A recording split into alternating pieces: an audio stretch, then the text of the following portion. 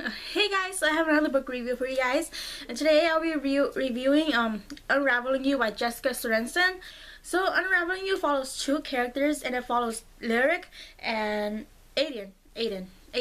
Lyric is this very bubbly girl who's very talented in everything. She's talented in music. She could make music, she could sing, she could do all that stuff. And then you get Aiden, who is this very shy, reserved person, and he's an orphan, and he gets adopted by Jessica's next door neighbor, who is also her friend, her parents' best friends.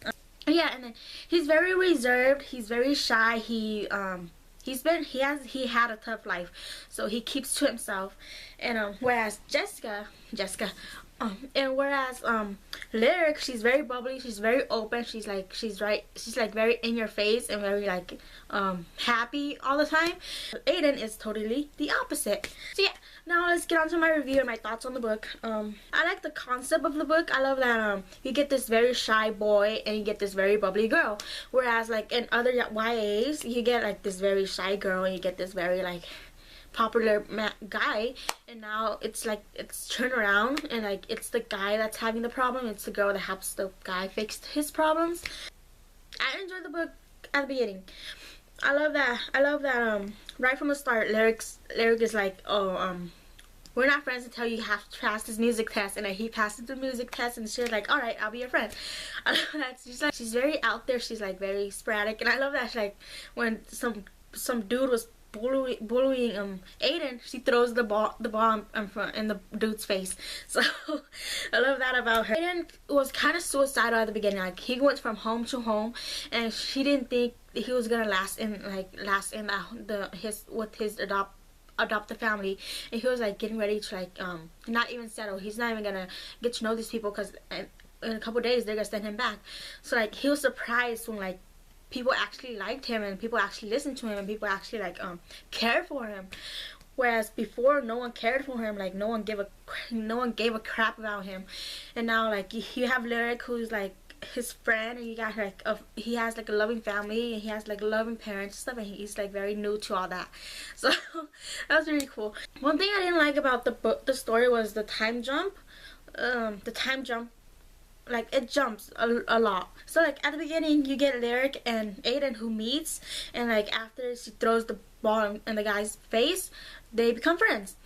And then the next chapter, he wakes up to find her on his bed, and then you find out that they have become very close.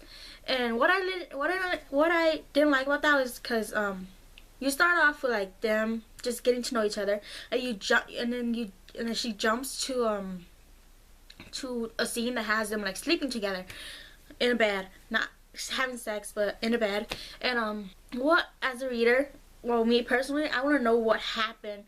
What I want to know the in between, how they got there, how did they got to the point where he's allowing her to sleep next to him, because he's very reserved, and he has some trust issues.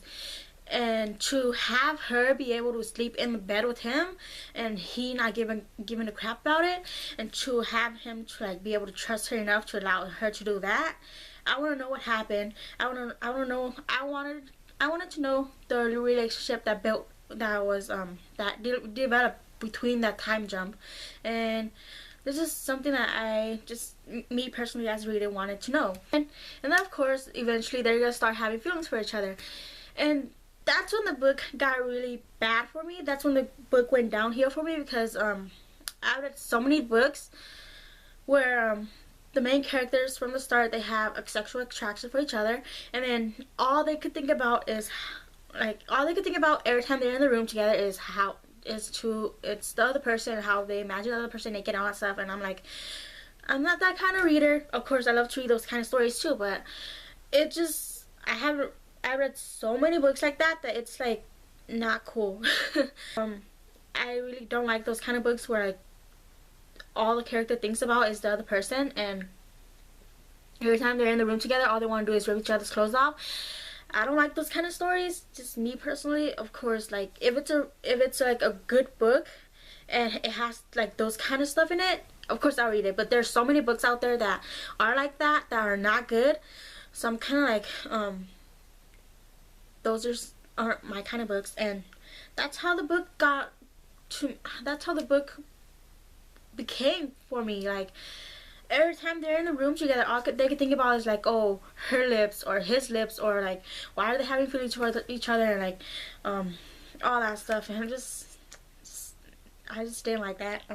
Anyways, I'm not gonna go much into detail. Like, I love the book. I love the beginning, and towards the end, I just like lost interest in it. So yeah, I ended up giving the book a 3 out of 5. It had so much potential. Like, it had so much potential in Aiden's storyline that it didn't need. I feel like I didn't need the love. I didn't need the romantic stuff in it. I think it would have been perfect. It would have been fine if we just like followed Aiden's storyline, follow his life, and like what happened to him, and like him finding out like why did he repress his memories of like his past or of his parents and all that stuff. So I would have been fine like that without the romance. But yet the romance kind of like took over, and I just didn't like the romance in it or how the romance went. So yeah, I would give it a 3 out of 5. And okay, yeah, that's it for my review. Thank you for watching. I'll see you guys in my next video. Bye guys.